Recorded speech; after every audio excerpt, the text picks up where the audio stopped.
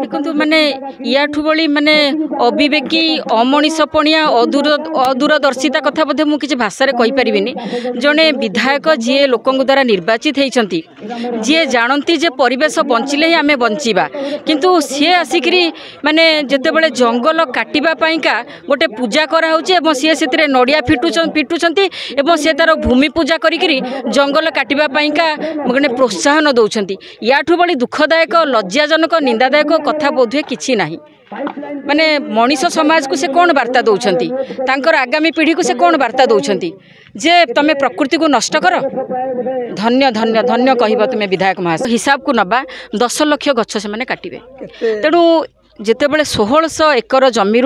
पाखापाखि 10 लाख गछ कटा हम आपण भावतु जे अंचल उपर तार कौन प्रभाव पड़ो। ऑलरेडी अनुगुल होची गोटे देशर सबुठ प्रदूषित अंचल एठी एयर क्वालिटी इंडेक्स आसिक 340 रु अधिक है। जीवन एठी माने निर्वाह करने कष्टकर हो गला।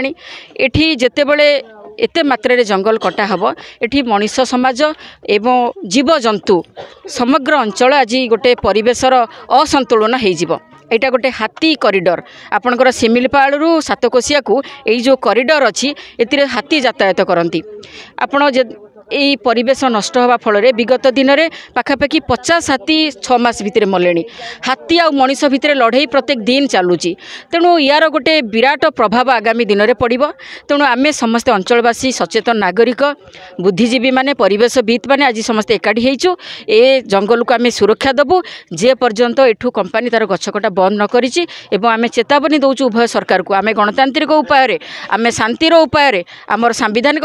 अधिकार को साब्यस्त करूँ एवं ये जंगल कटा को बंद करा 4/2023 मसीह मु संपूर्ण रूपे जितेबले विधायक थी एठारे सिंहारिणी कोलफिल्ड लिमिटेड को कौन प्रकार गवर्नमेंट अनुमति दिज्व ना।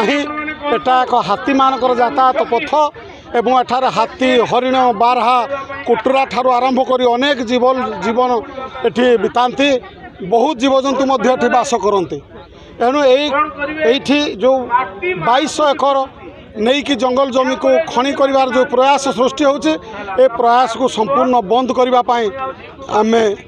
सरकार को निवेदन करूँ। सरकार मध्य पूर्वतन मुख्यमंत्री श्रीजुक्त नवीन पट्टनायक तांको चिठी देकी एलिफेंट कॉरिडोर जो या को अनुमति प्रदान कर से पर्यंत कोयला खଣି बंद होइकी थिला। दीर्घ दिन चेष्टा करथिले मध्य एपर्यंत हो पारि नथिला। आज जितेबले डबल इंजिन सरकार आसिला क्षणी संगे संगे 15 दिन भितर केन्द्रर अनुमति 5 दिन भितर ओडिशा सरकार कर अनुमति दे आज 2200 एकर कि सुंदर जंगल आपण माने देखुथे जंगल को आज काटिकी सेटा कोयला खଣି प्रस्तुत करने को प्रयास सृष्टि करा जायछि। तेणुक आपको निश्चिंत भाव में छेंडीपदा अंचलवासी एवं छेंडीपदा ब्लॉक छेंडीपदा निर्वाचन मंडली तरफ तीव्र विरोध करा जाए ए बृहत गछ मान को काटा जीव ना। अनुगुल आज जो प्रदूषित सहर होइछि से सहर को निश्चिंत भाव में ए वृक्ष ही रक्षारक्षण कर परिवेश संतुलन कर आपको निश्चिंत भाव में रक्षारक्षण करने को ए अंचलवासी प्रयास कर।